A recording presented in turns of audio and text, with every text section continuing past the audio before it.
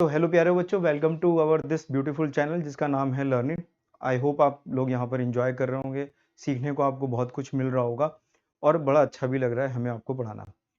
ठीक है ना, जैसे कि आपको मालूम है कि ये प्लेटफॉर्म जो है वो सीरियस प्रिपरेशन है फॉर सीरियस स्टूडेंट्स, ताकि आपका टाइम वेस्ट ना हो। ठीक है ना, और बिल्कुल to the academic pure concept based हम लोग सारा काम कर रहे हैं। तो उसी कड़ी में आज हम लोग जो है थर्मोडायनामिक्स के क्वेश्चन डिस्कस करेंगे। तो बच्चों ये चैप्टर तो बहुत ज़्यादा ही इंपॉर्टेंट है और इसके क्वेश्चंस हो भी जाते हैं। डिफिकल्टी लेवल बहुत ज़्यादा नहीं है इसका, लेकिन आप क्वेश्चन को अगर ठीक से लगा के जाते हो तो वहां पे करने के चांसेस, इसको सही सॉल्व करने के चांसेस काफी ज्यादा रहते हैं। तो करते हैं इसके क्वेश्चंस। ठीक है ना, पहला क्वेश्चन देखते हैं बच्चों। इसका इजी क्वेश्चन आते हैं, कोई दिक्कत नहीं, आए भी हैं इजी, एक आध को छोड़ दिए तो। द डायटोमिक गैस गिवन है 1.5 does 100 joule of work when it is expand isobarically. Isobaric का मतलब है प्रेशर बच्चों कैसा है, कांस्टेंट।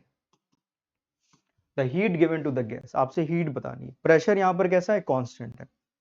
तो प्रेशर अगर कांस्टेंट है और आइसोबैरिक प्रोसेस तो हीट गिवन, तो हीट कितनी होती है आइसोबैरिक प्रोसेस में, एनसीपी डेल्टा टी। ये तो लिखते हैं, जो हीट दे रहे हो एनसीपी डेल्टा टी, कुछ वर्क डन में चली आएगी, कुछ इंटरनल एनर्जी, तो डायरेक्ट हम यही फॉर्मूला लगा दें, कोई दिक्कत नहीं। एन हमें कितना दिया हुआ है, ठीक है ना, एन यहाँ पे नहीं दिया हुआ है तो कोई बात नहीं, एन अभी हम लिख लेते हैं, एन की जरूरत नहीं पड़ेगी। तो ये हो जाएगा गामा, ये होता है R upon gamma minus one. बताइए सीपी की वैल्यू कितनी होती है, सीपी की वैल्यू हमें मालूम है, फॉर्मूला ही पता है, CP is equal to R gamma upon gamma minus one, और सीवी की वैल्यू होती है gamma upon gamma minus one. और ये हमें टेम्परेचर, चेंज इन टेम्परेचर, जो भी हम डेल्टा टी यहाँ पे लिख सकते हैं।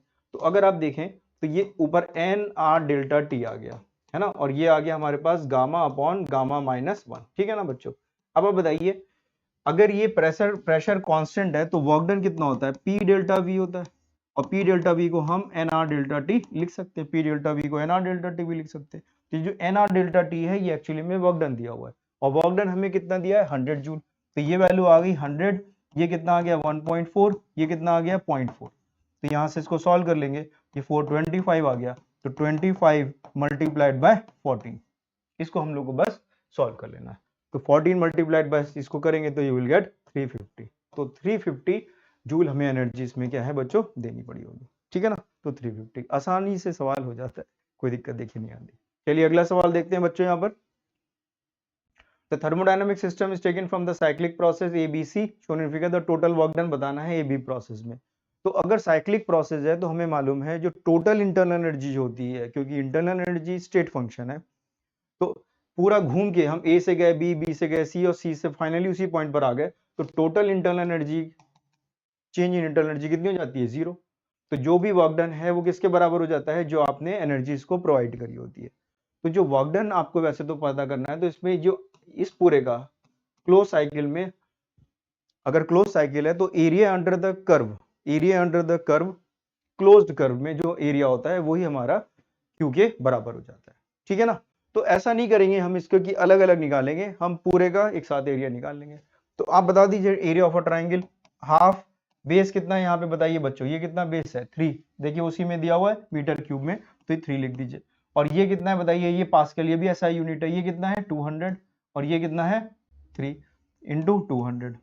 ठीक है ना, सॉल्व किया, ये 100 आ गया, तो आंसर 300 आ गया। तो 300 हमने आंसर आ गया इसका, बस हो गया, इसमें और कुछ नहीं करना है। अलग अलग प्रोसेस का निकालेंगे तब भी वही आएगा, आप इसका एरिया निकाले, फिर इसका, फिर इसका एरिया जीरो हो जाएगा, और इन दोनों का निकालेंगे, माइनस करेंगे, फिर जाके आएगा। तो पूरे के लिए पूछा है तो पूरा ये कॉन्सेप्ट लगा दीजिए, इजी सा क्वेश्चन था, हो गया। अगला सवाल देखते हैं, the 10 mole of an ideal gas is undergo the process shown in figure. तो 10 मोल हमें गिवन है यहाँ पर, involve in the process P1 to P2 is alpha. तो देखिए ये P1 से P2 तक का बस प्रोसेस आपसे पूछ रहे हैं, ये P1 से P2 के बारे में ही केवल आपसे पूछ रहे हैं। इसमें P1 की वैल्यू भी गिवन है और ये P2 की वैल्यू भी 30 पास्कल गिवन है। ठीक है ना, CV हमें गिवन है, R दिया है, अल्फा बताना है हमें कितना होगा। ठीक है ना, तो जो हीट इन्वॉल्व है यहाँ से यहाँ तक जाने के लिए जो एनर्जी हमने दी है वो हमें एक्चुअली में फाइंड करनी है। अब आप बताइए प्रोसेस कौन सा है, वॉल्यूम कांस्टेंट है, वॉल्यूम कितना है इस केस में, वॉल्यूम की वैल्यू कितनी दी है 1 मीटर क्यूब, तो ये SI में दिया हुआ है, वॉल्यूम कांस्टेंट है। अगर बच्चों वॉल्यूम कांस्टेंट है तो एनर्जी किसके बराबर होती है, वॉल्यूम अगर कांस्टेंट है तो NCV डेल्टा टी, हम ये एनर्जी का फॉर्मूला लिखते हैं। ठीक है ना, अब यहां पर देखिए हमें टेम्परेचर नहीं दिया हुआ है, तो हम क्या करेंगे, टेम्परेचर को किस में लिखेंगे, टेम्परेचर को हम लिखेंगे ये NCV, ये टेम्परेचर आपको लिखना होगा फाइनल माइनस इनिशियल। तो टेम्परेचर तो हमें दिया नहीं है, लेकिन वॉल्यूम कांस्टेंट है, तो PV इक्वल टू nRT अगर हम लिखें तो ये PV डिवाइडेड बाय nR की वैल्यू T के बराबर हो जाएगी। तो यही हम लिख दें यहाँ पे, तो ये वैल्यू आ जाएगी हमारे पास, देखिए n CV, इस T में से अगर हम V भी कॉमन ले लें और बाहर कितना लिखा हुआ है nR, ये nR भी कॉमन ले लीजिए, ये भी सबके लिए सेम है और ये वॉल्यूम भी कांस्टेंट है, तो प्रेशर यहाँ से बाहर आ जाएगा। तो प्रेशर आ जाएगा आपके पास P final minus P initial, ये वैल्यू आ गई। देखिए n से n कैंसिल हो गया, CV की वैल्यू हमें गिवन है 21 जूल, R की वैल्यू 8.31, वॉल्यूम 1, और ये कितना हो जाएगा, ये आ जाएगा 30 माइनस 21.77, ये दिया हुआ। ठीक है बच्चों, इतना दिया हुआ है। अब आप देखो अगर तो ये कैंसिल हो गया यहाँ से, ये कितना आ रहा है, ये 8.31 ही आ रहा है, ये कैंसिल हो गया, तो आंसर कितना बचा हमारे पास 21। तो क्या आंसर आ गया बच्चों हमारे पास, ये 21 आ गया। तो इजी सा ही क्वेश्चन था ये भी, कोई डिफिकल्ट इसमें नहीं थी। ठीक है ना, तो बच्चे देखते हैं ये वाला सवाल, इजी सा क्वेश्चन है, कोई दिक्कत नहीं है ना, हो जाएगा आराम से। The insulated cylinder of volume 60 centimetre cube is filled, तो इंसुलेटेड है, तो इंसुलेटेड है इसका मतलब है कि इसमें कोई लीकेज नहीं है, तो जो टोटल नंबर ऑफ मोल्स हैं वो सेम रहेंगे। तो यहाँ पर हम लोग क्या यूज कर लेंगे, P1 V1 upon T1 equal to P2 V2 upon T2, बस ये लगा देंगे फॉर्मूला, और कुछ नहीं करना है, इसी से काम हो जाएगा। तो पहले हमें वॉल्यूम दिया है 60 और टेम्परेचर दिया है 27 डिग्री, तो 27 को हम लोग को केल्विन में बदलना पड़ेगा, तो ये 300 हो जाएगा। और एटमॉस्फेरिक प्रेशर 2 दिया हुआ है, तो 1 एटमॉस्फेरिक प्रेशर जो होता है P0 1 इंटू 10 की पावर 5, वैसे वो अपॉन में है तो वो फैक्टर भी नहीं आएगा। The gas is compressed and the final volume कितना हो जाता है 20 एंड द टेम्परेचर कितना हो जाता है 77। तो 77 का मतलब है कि 77 प्लस 273 आप इसमें ऐड कर देंगे, तो ये वैल्यू हमारे पास 250 आ जाएगी, सॉरी 350 आ जाएगी। ठीक है ना, तो 350 आ गया फाइनल टेम्परेचर हमारे पास। वैल्यू पुट कर देते हैं, तो देखिए 2 एटमॉस्फेयर, तो 2 इंटू 10 की पावर 5, वॉल्यूम कितना दिया है इसका इनिशियली 60, टेम्परेचर कितना दिया है 300, बाद में प्रेशर आ गया P2, वॉल्यूम हमें गिवन है, वॉल्यूम कितना गिवन है बाद में 20, तो 20 लिख दीजिए, डिवाइडेड बाय टेम्परेचर 350। सॉल्व करना है हम लोग को इसको, और कुछ नहीं करना है। तो अगर इस ये P2 आ जाएगा, यहाँ से सॉल्व कर लीजिए, तो ये कैंसिल कर दीजिए, तो you will get T2, P2 is equal to P2 equal to आएगा आपके पास, एटमॉस्फेरिक प्रेशर में ही पूछा है आपसे ये वैल्यू इसकी, तो आ जाएगी वैल्यू हमारे पास, ये वैल्यू आएगी हमारे पास 7 एटमॉस्फेरिक प्रेशर, 1 एटमॉस्फेरिक प्रेशर, ये एटमॉस्फेरिक प्रेशर ही तो लिखा है, तो 7 इंटू 10 की पावर 5 आएगा, और 7 इंटू 10 की पावर 5 को हम 7 एटमॉस्फेरिक प्रेशर लिख सकते हैं। आप सॉल्व करेंगे तो आराम से ये हो जाएगा, कोई दिक्कत नहीं आएगी। यहाँ से आप इसको सॉल्व करेंगे तो ये आपके पास 3 आ जाएगा, ठीक है ना, और ये 3 से आप इसको कैंसिल करेंगे तो ये 10 आ जाएगा। ठीक है, तो बस, और ये फिर बाकी सॉल्व हो जाएगा ये, ठीक है ना, ये 2 इधर मल्टीप्लाई हो जाएगा 35 से, तो 7 हो जाएगा, 7 एटमॉस्फेयर, तो इसका आंसर बच्चों 7 आ जाता है। कैलकुलेशन भी इजी है, कोई दिक्कत नहीं, 7 एटमॉस्फेयर आंसर आ जाता है। और देखते हैं सवाल कौन सा है, ये वाला क्वेश्चन देखते हैं। तो देखिए ये भी इजी सा क्वेश्चन है, कोई दिक्कत नहीं आती। 10 mole of oxygen is heated at a constant volume, तो वॉल्यूम कांस्टेंट है और आपने हीट किया 30 डिग्री से 40 डिग्री तक, इंटरनल एनर्जी बताना है। तो इंटरनल एनर्जी तो हमें मालूम ही है वैसे कि NCV डेल्टा T होता है, बस एन हमें देखिए कितने दिए 10 मोल्स दिए हुए हैं। Cp की वैल्यू हमें गिवन है, याद रखिए कैलोरी में गिवन है, R भी कैलोरी में गिवन है और आंसर भी आपसे कैलोरी में ही मांग रहे हैं, तो कोई दिक्कत नहीं आएगी, सब डेटा वैसे दिया है।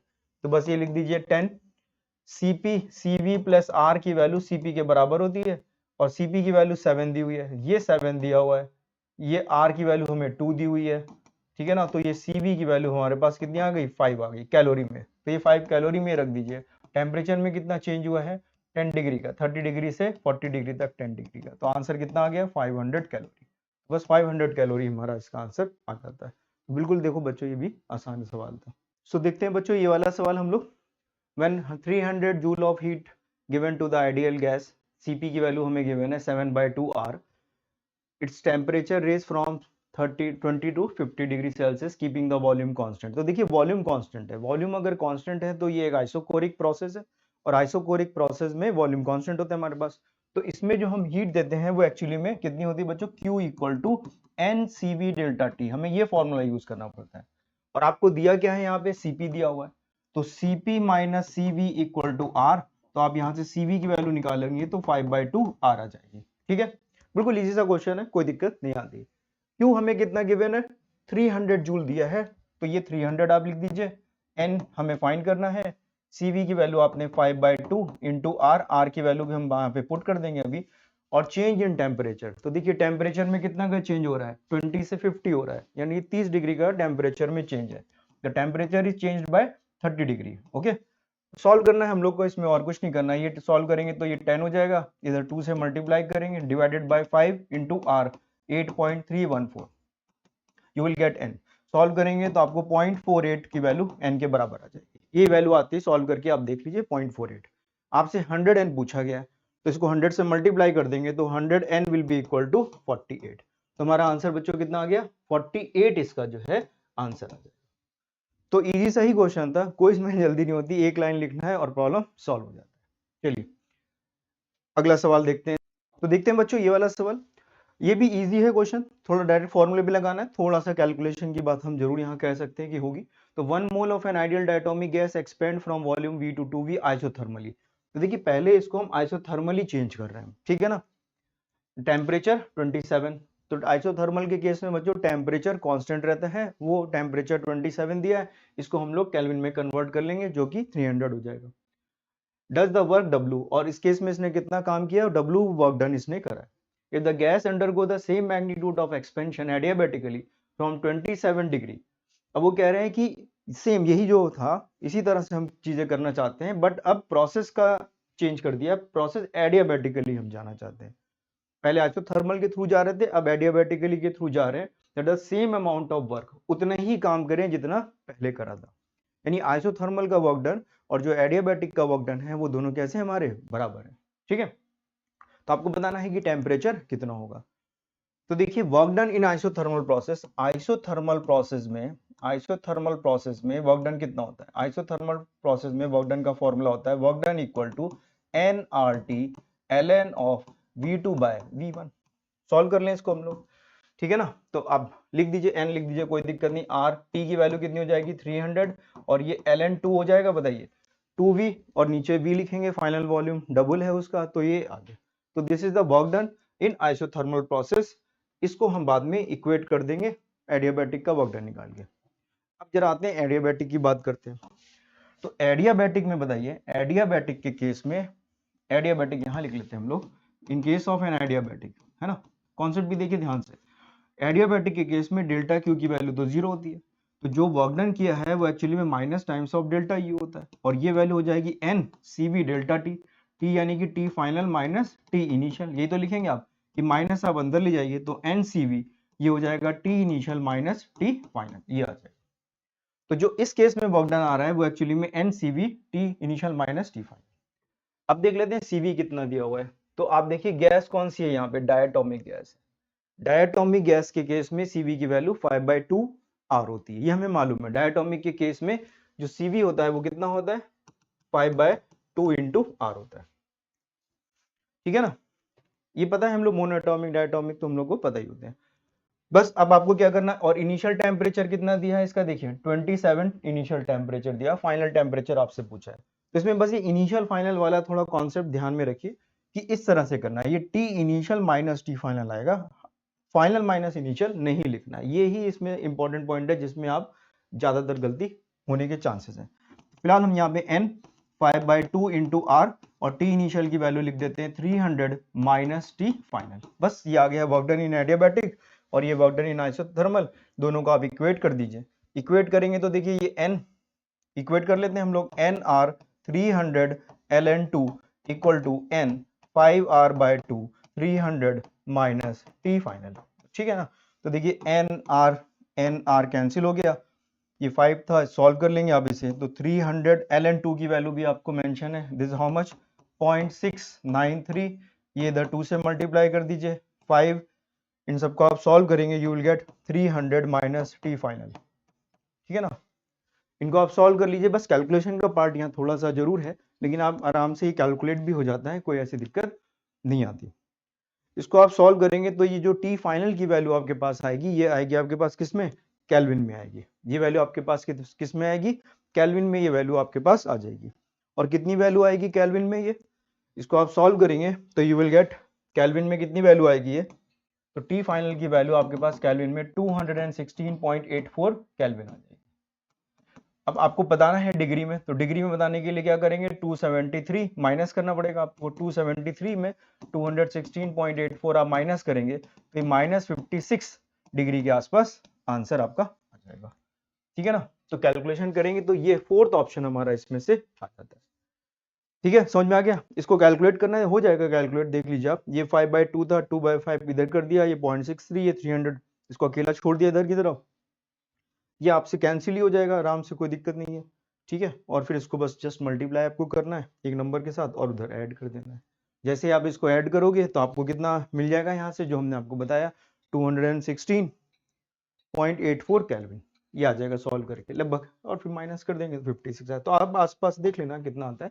तो इस तरह से ये वाला सवाल ही बच्चों आराम से कर लेते हैं। तो कोई डिफिकल्ट नहीं था, थोड़ा सा कैलकुलेशन है, ज्यादा नहीं, इतना हम लोग को आना चाहिए। चलिए अगला सवाल देखते हैं इसमें।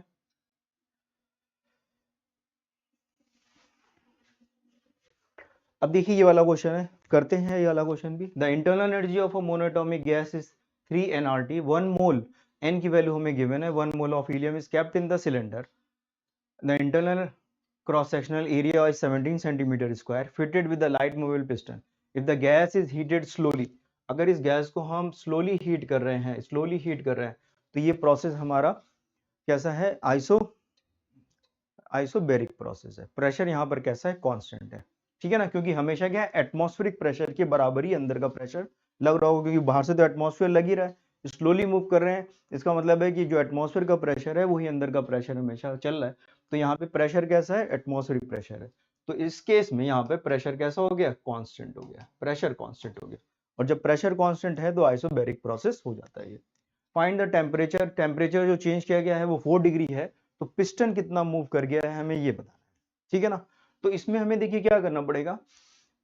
अगर हम ऐसे आपसे बात करें कि एक पिस्टन बना लेते हैं, यहाँ से बना हुआ है और इसमें आपने एक पिस्टन लगा रखा है, आपने इसको कंप्रेस किया, कंप्रेस करके ये कुछ नीचे यहाँ तक आ गया, मान लेते हैं एक्स शिफ्ट कर गया, ये इसने पिस्टन ने आपने इसको नीचे जो है प्रेस कर दिया, इसको ऐसे नीचे की तरफ दबा दिया।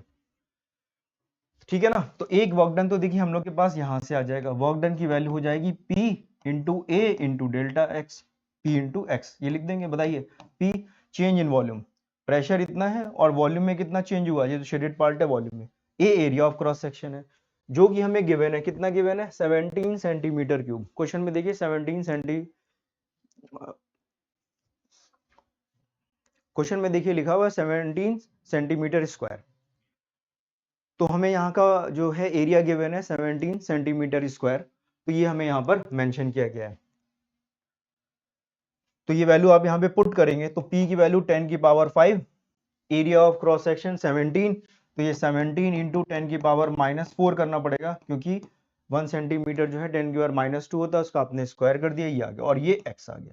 तो ये वर्क डन तो हमारे पास आ गया है पिस्टन में। आप मान लीजिए ये क्वेश्चन नंबर 1 है।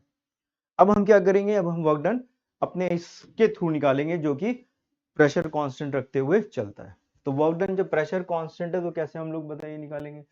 अब आप देखिए हम लोग लगाएंगे फर्स्ट लॉ ऑफ थर्मोडायनामिक्स, तो by Q first law of thermodynamics अगर हम लगाएं यहाँ पर, तो हमें क्या करना पड़ेगा, आपको क्या निकालना है, वर्क डन। तो वर्क डन की वैल्यू हो जाएगी Q माइनस डेल्टा यू। बताइए work done is equal to energy जो गिवन है, इसको आप सॉल्व करेंगे, एनर्जी कितनी गिवन है 126, तो ये 126 minus delta U, delta U की वैल्यू आपको गिवन है कितनी 3nr, और ये T दिया है, ये internal energy as a function of temperature दिया हुआ है, और चेंज कितना हो रहा है टेम्परेचर में 4 डिग्री का, तो यहाँ पर आप क्या करेंगे 4 से मल्टीप्लाई कर देंगे।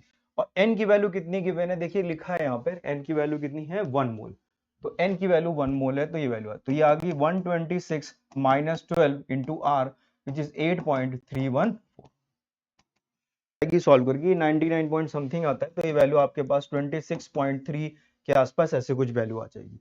जब ये वैल्यू आपके पास यहाँ पर आ गई है तो अब आप क्या करेंगे इसको, अब आप क्या करेंगे इससे बस इक्वेट कर दीजिए, यहाँ पर दोनों को इक्वेट कर दीजिए, तो 26.3 डिवाइडेड बाय 10 की पावर 5 इंटू 17 इंटू 10 की पावर -4, ठीक है ना, इक्वल टू x। ये x आपको किस में मिलेगा, अभी फिलहाल किस में मिलेगा, मीटर में मिलेगा। आप इसको सॉल्व करोगे तो आपके पास जो वैल्यू आएगी वो लगभग 0.155 मीटर के आसपास आ जाएगी, और आपसे पूछा कि इसमें क्या है बच्चों, सेंटीमीटर में, तो सेंटीमीटर में कितना हो जाएगा 15.5 के आसपास आ जाएगा।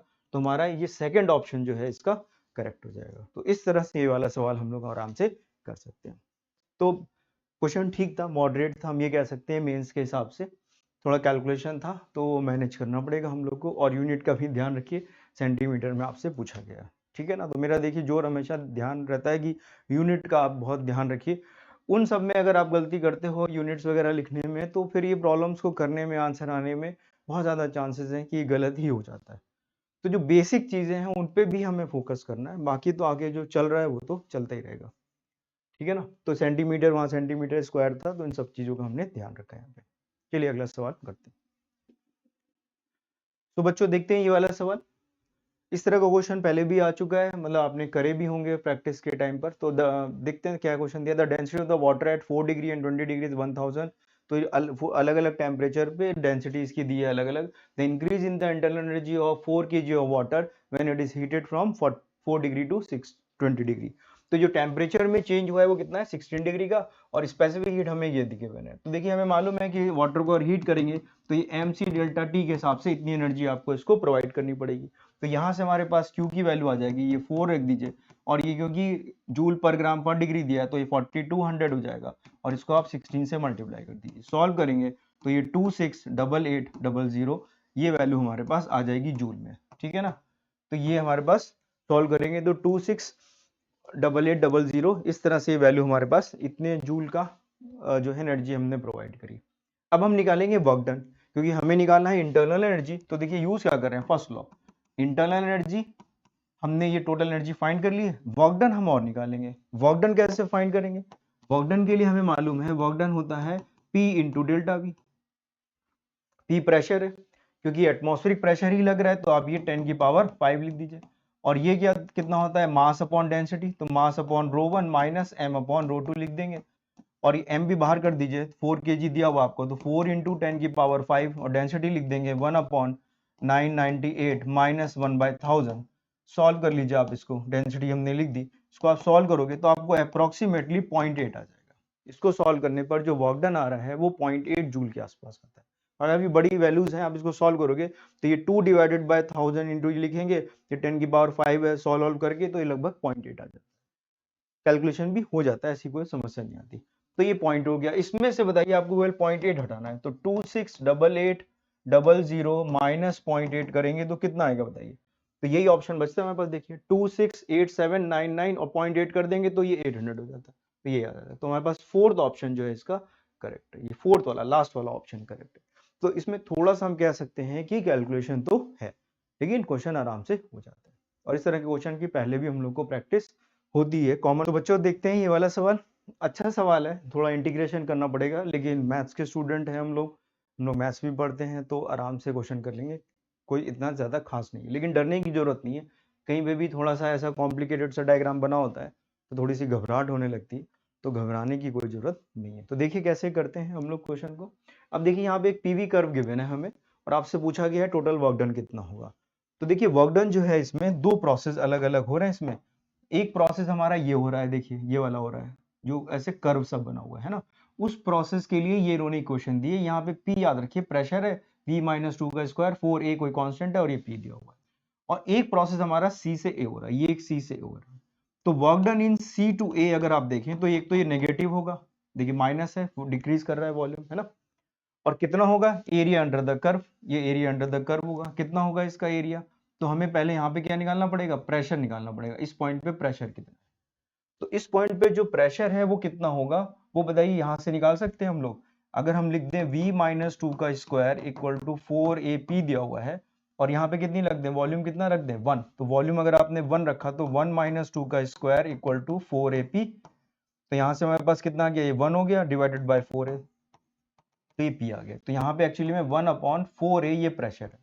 तो इस पॉइंट पर जो प्रेशर है, और ये प्रेशर कैसा है यहाँ पर कांस्टेंट है, ए पर भी वही प्रेशर है, सी पे भी वही प्रेशर है। जो सी ए प्रोसेस है ये एक्चुअली में आइसोबैरिक प्रोसेस है, प्रेशर कांस्टेंट है तो आइसोबैरिक प्रोसेस है। तो हमारे पास ये वैल्यू कितनी आ गई, यहाँ से P आ गया हमारे पास, ये वैल्यू यहाँ पुट कर देंगे, एरिया अंडर द कर्व।